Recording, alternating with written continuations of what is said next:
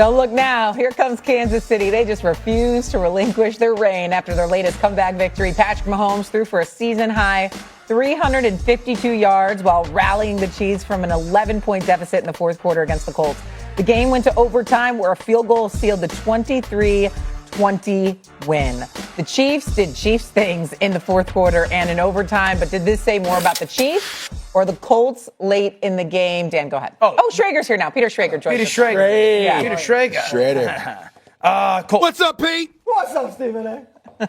What up, my brother? Bathing suit Billy, chill out. Wow. This says more about the Colts because the quarterback collapsed. And that's got to be the concern. This is the second time that we have seen this team, Indy, who I've got a lot of love for, go on the road, and the defense go, we're not really going to let Jonathan Taylor star. And then it's Daniel Jones having to make throws in crucial moments, money downs, tight windows, third down in the red zone, third down to try to get a ball to Pittman over the midfield. He just missed it. And the reality is Daniel Jones has really, from the meteoric rocket start, the first 8 weeks when they could play whatever style of ball, under pressure, kill it, whatever, he needs the run. And in the playoffs, that gives me concern. There's quarterbacks who want the run. There's quarterbacks that helps him he needs the run. And if teams are going to, because all Kansas City did was, we're not going to let 95 showed up for Kansas City. We're not going to let you run the football. Daniel Jones is going to have to beat us throwing the ball here in big downs when we pressure you, and he was incapable of doing that. As much as I love Shane Steichen and this team and that gives me concern that that's going to be good enough when teams have that mindset and that philosophy against that offense. It's fair. I think the Chiefs showed us they have the heart of a champion yesterday, though. I think they were down 20-9, and Kareem Hunt fumbles the ball going into the end zone, and that could shatter teams. This was a pivotal point in their season. You lose this game, you're likely outside the playoff picture, and it's an uphill climb. And they go to the commercial break, and it's Travis Kelce during the timeout talking to Kareem Hunt. Look at this clip here. We need you. We need you. Hunt's just beside himself. Travis Kelce is building him up. Then they go to the other side of it, and look at this. That's Kelce. We're not done yet.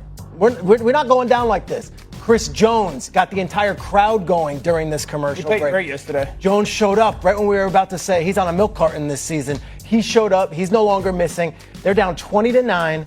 They find a way to win, and they were committed to the run. Dan, you know this. This is a team that very quickly will say, okay, let's just pass the ball out of here. No. They stayed with Kareem Hunt. They stayed with Smith. They ran 91 offensive plays yesterday. And I go back to 2022 AFC Championship game when Andy Reid looked at Pat Mahomes and said, when things look grim, be the Grim Reaper. And that's what he was yesterday. You like that one, Kim? When things look grim, be the Grim Reaper. And Mahomes in crunch time was the Grim Reaper. And all due respect to that Colts team, they weren't ready to beat the Chiefs in Arrowhead in the biggest game of their season. Stephen A. We can point to Daniel Jones. I get that part because I recall bringing that up on several occasions. I got to see it to believe it, and I don't believe it as of yet. And he proved it against the Pittsburgh Steelers a few weeks ago. But nevertheless, he didn't commit any turnovers yesterday. Now, he only threw for 181 yards, and I got a 9-19 passing after the break. That's 47% completion percentage. That's nothing impressive. There's nothing to write home about. We get that part about Daniel Jones. But I'm also looking at the Chiefs. 4 of their 5 drives in the fourth quarter and overtime were for 60 or more yards. Where the hell is the Colts defense?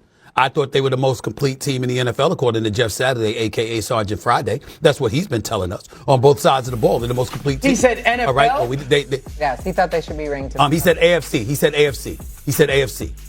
He said they were the most complete team in the AFC. That's what Jeff Saturday said. All right, so that hasn't appeared to be the case. Of course, they went away from Jonathan Taylor. That doesn't seem to make much sense either. So there's a lot that's going on with the Colts right now that should give us cause to pause. And, of course, Daniel Jones should be at the top of the list because come playoff time, what are you going to do when it really, really counts? And the strategy for the opposing team is to say, Daniel Jones, you go ahead and beat us. We going to do everything we can. We're going to load the box. We're going to do everything we can to make sure it ain't Jonathan Taylor. It's got to be you. What you going to do? So, of course, it's going to come down to Daniel Jones, and we get that part. But you do need stops okay? And you can't have the Kansas City Chiefs outgaining you, 291 yards to 18 yards in the fourth quarter and overtime. What the hell is that about? You can't have that kind of discrepancy, which is what we're looking at right now, at least yesterday. And I think that when you look at the Colts, we know they're a good team. We know they're explosive. We know they have nothing. They don't have much to be ashamed of. They can beat anybody. But what they've shown us is that they could lose to anybody. So I think that even though the Colts are what we're talking about here, the bottom line is this. I still look at the Chiefs and Patrick Mahomes, and I say it says more about them. They're going to stay in it. They're going to be on your heels. And they're going to always tease that they're on the verge of finding a way, because Patrick Mahomes, 7-0 in regular season overtime games. The only other quarterback with 5 or more in history was Terry Bradshaw of the Pittsburgh Steelers. That's it. That's what we're talking about in terms of being undefeated in overtime games. That's Patrick Mahomes. The footsteps are right there, and it's constantly letting you know it's right there. That's why I can't just walk away with thinking about. I think this needs to be more about the Colts. 100%. And the reason why I say the Colts is they're having growing pains right before our eyes. And I'm going to give you something that nobody brought to their attention. Jim Bob Cooter, Shane Steichen, these guys went from zero to the hero real fast. Now, were you expecting the performance of Daniel Jones this year? No. Jonathan Taylor's a star. The thing that I'm going to point out is this. 58 rushing yards, the second fewest in the game this season. You want to know what the other game was?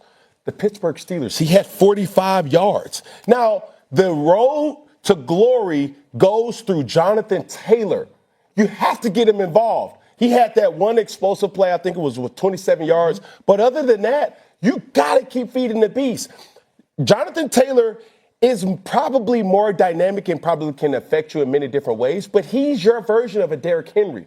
The more you keep giving him, it may be a 1 yard, it may be a 3. It may be a 2 yard, it may be a 4. But that 15 turned into a 30. That 30 turned back to a 15, and that 12 turned back to another 22. Those type of body blows that Jim Bob Cooter and Coach Shane Steichen have to understand how to win. Because let's not jump the ship and just say, oh, my God, I'm down on the Colts. These are the type of games that you're going to be playing in the playoffs, bro. Like, you need to understand how to win these football games. You went into overtime with one of the most dangerous teams in all of the NFL. That's something that you put your hat on. I mean, that's something that you hang your hat on. But you have to learn how to win these games. Daniel Jones is not any different than any other quarterback. He needs the run game, similar to what Patrick Mahomes needed from Kareem Hunt. Daniel Jones, fewest passing yards per attempt, completion percentage in any game so far this season. Now they have beaten the likes of the Broncos and the Chargers so far. So they've played some good teams, especially in the AFC West. But obviously, to your point, they're going to have to win these games if they want to be successful in the postseason. Let's go to another team that had an amazing comeback yesterday. That would be the Cowboys. They pulled off a comeback for the ages after spotting the Eagles 21 points. Dak Prescott took over the game, throwing for 2 touchdowns and running in another.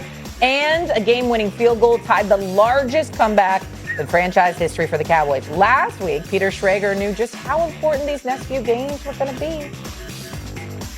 The next 3 games, this stretch, is a legacy-defining 3 weeks for one Dak Prescott. Eagles game, national audience. Chiefs game, Thanksgiving. Lions, national audience. Dak Prescott has been good all season long. Heavy is the crown. He makes a ton of money, makes $60 million. These next 3 weeks, I could see the Cowboys doing some real things here and following Dak's lead, who has been the ultimate leader through what was a real-life tragedy and a real-life crisis, and he has handled this like maybe no other quarterback could. Oh, my Look at you, Peter Schrager. Not clap yet. That's one. That's one down. Let us pound. I know, but instead of jumping on him, let's This is pathetic. legacy defining. This is pathetic. I like a little flashback to last week. That did pretty good. Let's not Don't do it. Today on Chiefs Kingdom Report, we are talking about a moment that felt like the pulse of this season suddenly returned. A moment where the Chiefs reminded the entire football world that they are not done, not fading, not collapsing. They are still alive and still fighting. After an emotional overtime win against the Indianapolis Colts, Kansas City snapped its 2-game losing streak with one of the most dramatic, heart-checking, season-saving performances of the Patrick Mahomes era. And yet, even with that thrilling 23-20 victory, the Chiefs walked away with both hope and concern. Because while the win brought life back into the kingdom, the road ahead remains steep, the AFC landscape remains tight, and the pressure has only grown larger. Let's start with the comeback. Down 20-9 early in the fourth quarter, staring straight at the possibility of falling to 5-6, the Chiefs found themselves standing at a crossroads few expected this franchise to face. The stakes were enormous. Lose this game, and Kansas City would be fighting uphill for a wildcard slot with almost no margin for error. Lose this game, and analysts across the nation would have declared the Dynasty officially in freefall. But instead, in the most Kansas City Chiefs way possible, Patrick Mahomes and Andy Reid led a charge that flipped the narrative, revived the season, and reminded everyone that this team still has heart, still has talent, still has the fight of a champion. Mahomes was vintage Mahomes when it mattered most. He finished the game 29 of 46 for 352 yards, and while he threw an interception, his command of the offense late in regulation and in overtime was exactly what we've come to expect from the greatest quarterback on the planet. Every time the Indianapolis sent pressure late, Mahomes carved it up. Every time the Colts tried to close the door, he forced it open again. This wasn't the explosive Mahomes game from years past. This was the resilient, precise, steady Mahomes we see when everything is on the line. And he wasn't alone. Kareem Hunt turned back the clock with 104 rushing yards and a crucial fourth-quarter touchdown that cut the deficit and reignited the stadium. Hunt carried the ball 30 times, showing the bruising, relentless style that Kansas City desperately needed to keep the Colts' defense on the field and gasping for air. Rashee Rice, the young wide receiver Chiefs fans have been waiting to break out again, delivered a massive 8-catch, 141-yard performance that kept the chains moving and delivered explosive plays exactly when the momentum began shifting. His 47-yard catch and run from the shadow of Kansas City's own end zone was the spark that changed the tone of the entire fourth quarter. And then there is Harrison Butker, the calm assassin, the silent closer. 5 field goals, including the game-winning 27-yard kick in overtime with 1 minute and 57 seconds left on the clock. In a year where the offense has struggled, Butker has been absolute reliability. When the Chiefs need points, he delivers. When the pressure rises, he never flinches. But even with the euphoric win, the concerning update that rocked the Chiefs' kingdom came not from injuries, not from personnel changes, but from the standings themselves. Despite improving to 6-5, the Chiefs actually dropped from 9th to 10th in the AFC playoff picture. The win mattered, but the AFC is a battlefield. The Broncos sit at 9-2, the Chargers at 7-4, the Texans are climbing, the Bills are still lurking, the Jaguars have tiebreaker advantages. With 6 games left, Kansas City is still very much in control of its postseason destiny, but the room for mistakes is razor thin. And their remaining schedule, brutal. Next week, they head to AT&T Stadium to face the Dallas Cowboys, who just pulled off a stunning 21-point comeback win against the defending Super Bowl champion Philadelphia Eagles. That game alone could swing the entire AFC landscape. After the Cowboys, Kansas City returns home to face the rising Houston Texans, a team that plays with nothing to lose and everything to prove. Then comes the rematch with the Chargers, a game that could determine playoff seeding outright. Then Tennessee, a trap game against a 1-11 team that plays loose, chaotic football. And then the showdown of showdowns, a Week 17 home game against the Broncos, the current division leaders, in what could become the biggest AFC West game in 5 years. And finally, the season ends in Las Vegas against a Raiders team that, no matter their record, always plays Kansas City like it's their Super Bowl. The schedule is long, the stakes are heavy, the pressure is suffocating. But here's the part you won't hear on national media. The Chiefs still control everything. They don't need help from the outside yet. They don't need other teams to collapse. They just need to take care of business 1 week at a time. And as long as Patrick Mahomes is under center, this team always has a chance. Kansas City has never missed the playoffs in the Patrick Mahomes era. During his tenure, they've made 7 straight AFC championship games, appeared in 4 Super Bowls, and won 3 of them. This team has survived injuries, off-seasons, retirements, cap challenges, rebuilds, defensive resets, and offensive retools. And every single time, they adapt. Every single time, they find their rhythm. Every single time, they rise. With 6 games remaining, Andy Reid and this staff know exactly what's required. Perfection, or as close to it as possible. 12-5 is the target. 12-5 keeps the season alive, keeps the playoff dream real, and gives this team a chance to peak at the right moment. And history has shown, again and again, that when the Chiefs get hot in December, the entire conference pays the price. So yes, the standings today may look concerning. Yes, the margin is thin. Yes, the fight will be difficult. But make no mistake, this team is alive. This team is dangerous. This team has pride, experience, coaching, and the best quarterback in football. The comeback win against the Colts wasn't just a victory. It was a message. A message to the league, a message to the critics, a message to every AFC opponent hoping the Chiefs were fading. They are not fading. They are regrouping. Chiefs Kingdom, now I want to hear from you. Did this comeback prove to you that Kansas City still has fight left?